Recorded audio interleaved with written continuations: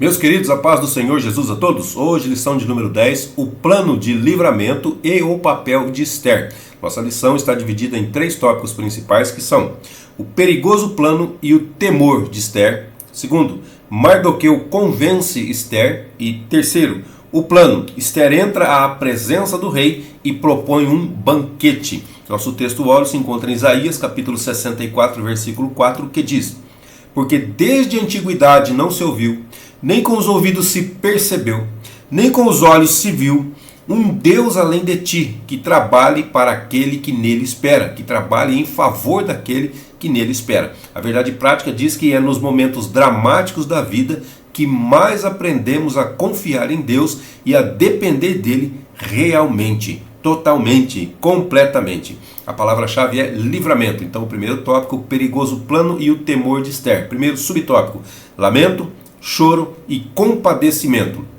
Lembrando que essa lição é a continuação da lição anterior. Se você não estiver entendendo o que a gente está falando aqui agora, é só assistir a lição anterior, lição de número 9. Ah, não entendi a 9, então assiste a 8 também. Não entendi a 8, assiste a 7 e assim sucessivamente, tá? Então Mardoqueu ele não escondeu o seu abatimento. Esther capítulo 4, versículos de 1 a 5. Quando Mardoqueu soube tudo quanto se havia passado, rasgou as vestes, vestiu-se de saco e de cinza e saiu pelo meio da cidade e clamou com grande e amargo clamor. Versículo 2. E chegou até diante da porta do rei, porque ninguém vestido de saco podia entrar pelas portas do rei. 3. E em todas as províncias onde a palavra do rei e a sua lei chegava, havia entre os judeus grande luto, com jejum e choro e lamentação, e muitos estavam deitados em saco e em cinza. 4. Então vieram as servas de Esther e os seus camareiros e fizeram-na saber do que a rainha muito se doeu, ou seja, ela se doeu de saber que Mardoqueu estava vestido de pano de saco lá na porta do palácio, e mandou roupas para vestir a Mardoqueu e tirar-lhe o pano de saco, porém ele não as aceitou. 5. Então Esther chamou a Hataque, um dos camareiros do rei, que este tinha posto para servi-la. Ou seja, o rei colocou a Hataque, que era um dos seus camareiros, ele cedeu a rainha Esther simplesmente para servi-la. Esther tinha uma pessoa a seu serviço, somente ao seu serviço, à sua disposição. E deu-lhe ordem para ir a Mardoqueu para saber o que era aquilo e também o porquê daquilo. Então, os sentimentos de Mardoqueu eram sinceros, eram verdadeiros, eram reais. Ele estava realmente com pano de saco porque ele estava realmente muito aflito. E também ele precisava saber, fazer saber a rainha Esther, que ela soubesse tudo que estava se passando. Porque o fato de ela estar ali dentro do castelo, muito provável ela não estava sabendo. Como a Bíblia mesmo diz, ela não estava sabendo de nada. Ela viu Mardoqueu de pano de saco, não sabia o que estava acontecendo, mandou roupa para ele, ele não quis colocar, mas ele quis que ela soubesse as informações, o porquê, o motivo pelo qual ele estava tão aflito daquele jeito. Agora também, nosso Senhor Jesus, em um momento de profunda agonia, também abriu o coração. Mateus capítulo 26, do 36 ao 38, diz assim: então chegou Jesus com eles a um lugar chamado Getsemane, ou Getsemane, como nós estamos acostumados, né? E disse a seus discípulos: assentai-vos aqui, enquanto vou além orar. O 37 diz assim: e levando consigo a Pedro e os 2 filhos de Zebedeu, começou a entristecer-se e a angustiar-se muito. Então lhes disse: a minha alma está cheia de tristeza até a morte. Ficai aqui e velai comigo. Então você vê que até o próprio Jesus, ele abriu o seu coração. O segundo subtópico fala sobre um obstáculo real. Esther capítulo 4, versículos 7 a 12, diz assim: Mardoqueu lhe fez saber tudo quanto lhe tinha sucedido, como também a soma exata do dinheiro que Ramã dissera que daria para os tesouros do rei, pelos judeus, para destruí-los. Então também lhe deu a cópia da lei escrita, que se publicara em Suzã, para os destruir, para que a mostrasse a Esther e a fizesse saber, e para lhe ordenar que fosse ter com o rei, e lhe pedisse, e lhe suplicasse na presença pelo seu povo. Então, ou seja, Mardoqueu, ele falou o que tinha acontecido para Hataque, ele passou uma cópia do edito real na mão de Hataque, para Hataque levar até Esther, para ela saber o que estava acontecendo, que todos os judeus seriam mortos, inclusive ela que também era judia, e para que ela pudesse interceder diante do rei pelos judeus. Então, versículo 10. O 9. Veio, pois, Hataque e fez saber a Esther as palavras de Mardoqueu. Então, aquilo que Mardoqueu falou para Hataque, Hataque veio e repassou para Esther. Versículo 10. Então falou Esther a Hataque, mandando-o dizer a Mardoqueu. Então, Hataque ficava lá. Vai para lá, vai para cá, vai para lá, vai para cá. 11.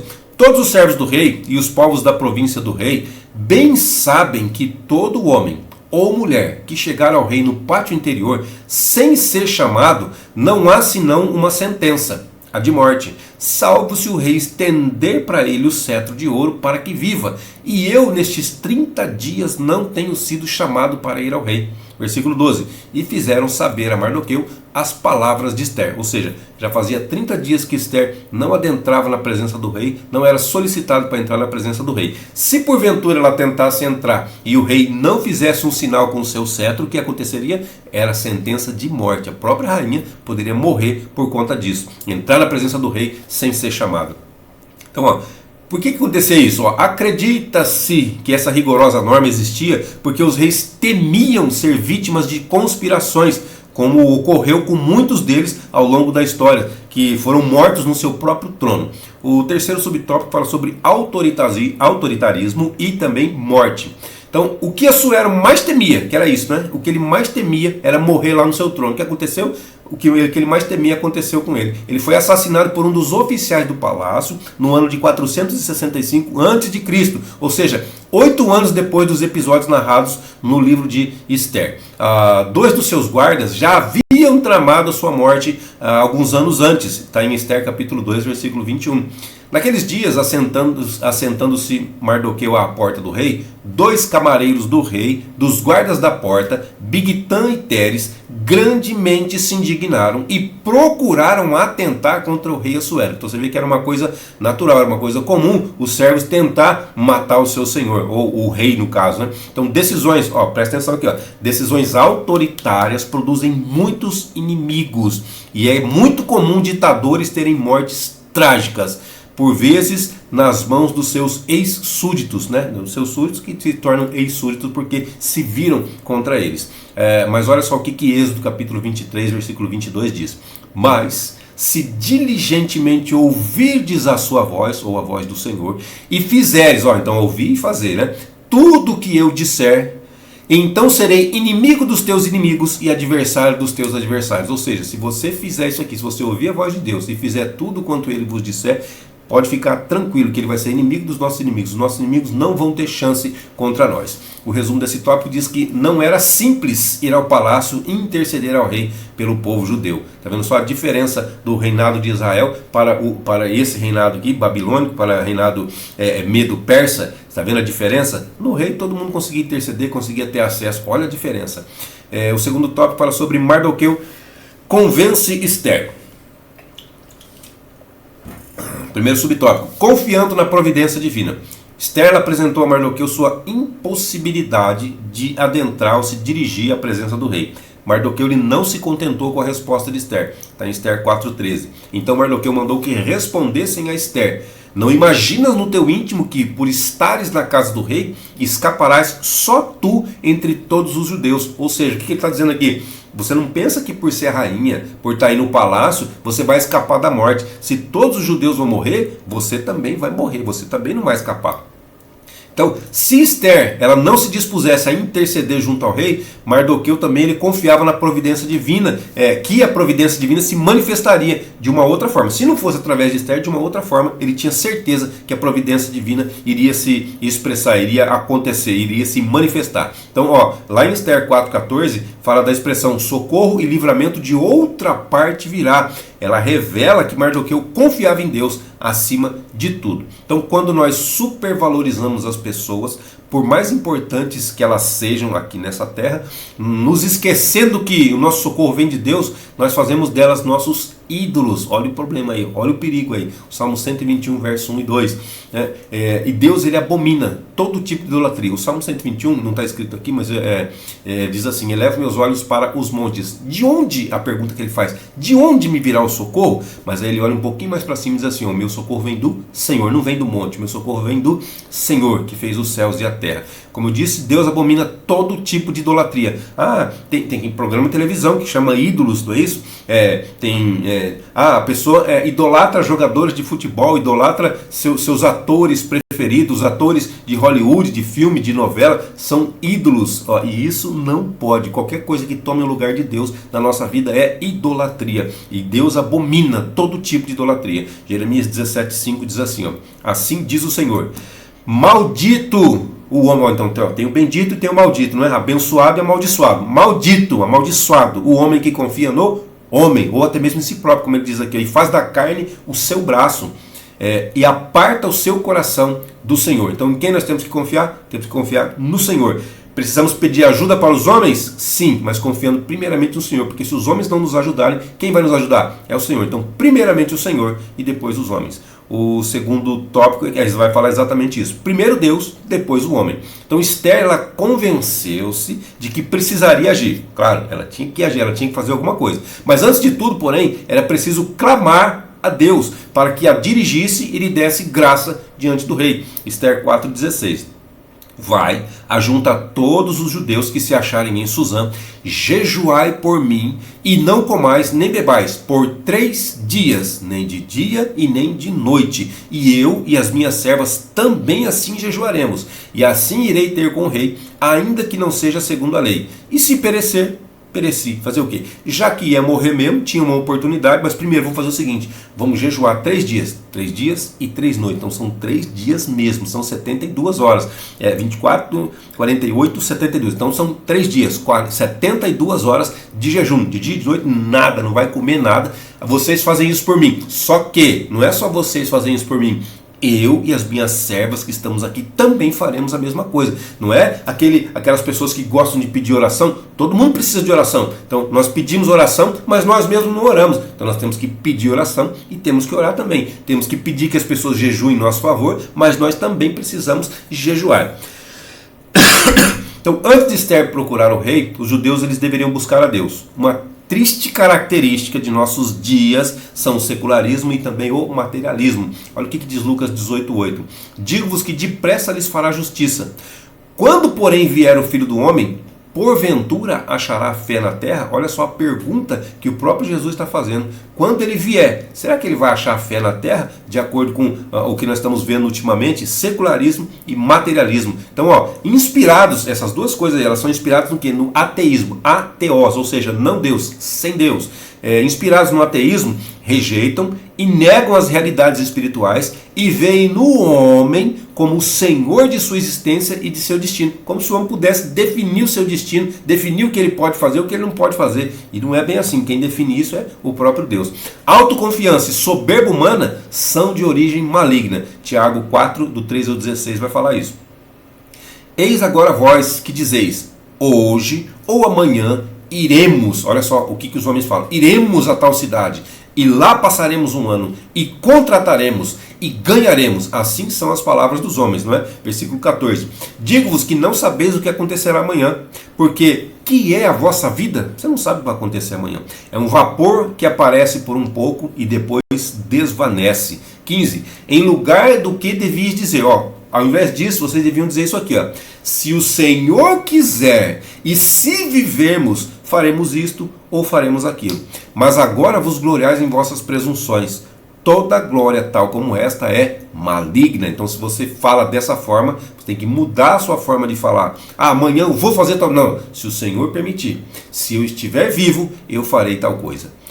O terceiro subtópico fala sobre confiar em Deus não é tentá-lo. Então, Esther confiava em Deus, mas ela não tentou a Deus da mesma forma como fez o diabo, lá em Mateus 4, versículos de 5 a 7. Então o diabo transportou a cidade santa e colocou sobre o pináculo do templo e disse-lhe, se tu és o filho de Deus, lança-te daqui abaixo, porque está escrito, usou a palavra, olha só, que aos seus anjos dará ordem a teu respeito e tomar-te-ão nas mãos para que nunca tropeces com o teu pé em alguma pedra.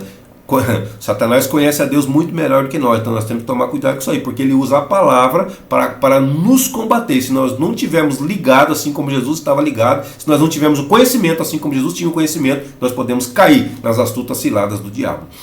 Jesus disse, também está escrito, a palavra combatendo a palavra, não tentarás o Senhor teu Deus. Então através da palavra Jesus venceu a tentação. Através do jejum, os judeus pediam intervenção divina para que o rei aceitasse a presença de Ester e ela alcançasse o que pretendia. Todavia, então, são duas coisas aqui. Primeira, o rei tem que aceitar ela na sua presença. Primeira coisa, ela não morreu ali, é uma coisa. Segunda coisa, que o pedido dela fosse aceito diante do rei. Todavia, isso poderia não acontecer. Por isso mesmo, confiando, Ester estava disposta a morrer, como ela disse lá em Ester 4,16. Perecendo, pereça. Ou seja, se for morrer, eu já ia morrer de qualquer jeito mesmo, então não tem problema.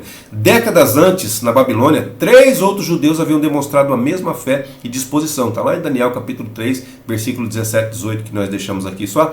Eis que o nosso Deus, a quem nós servimos, é que nos pode livrar. E ele nos livrará da fornalha de fogo ardente e da tua mão, ó rei. Sabe de quem eu estou falando? Versículo 18. E se não, fica sabendo, ó rei, que não serviremos a teus deuses, nem adoraremos a estátua de ouro que levantastes. Ou seja, Sadraque, Mesaque e Abednego é os nomes que nós conhecemos, não é? Porém, esses aí são nomes babilônicos. Os nomes deles, o nome de cada um deles, judeus, judaicos, é Ananias, Azarias e Misael.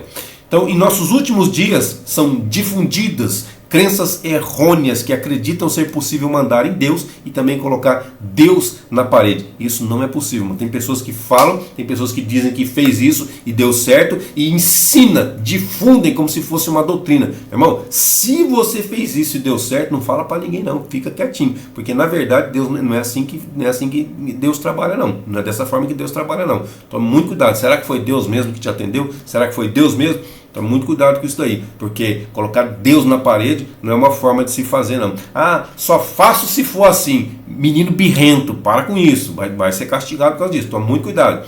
Você está falando que Deus é um ser castigador, um homem que está com um chicote. Não, Deus ele é um pai amoroso que corrige aquele a quem ele ama. O resumo desse tópico diz que antes de se dirigir ao rei, Ester conclamou um jejum pela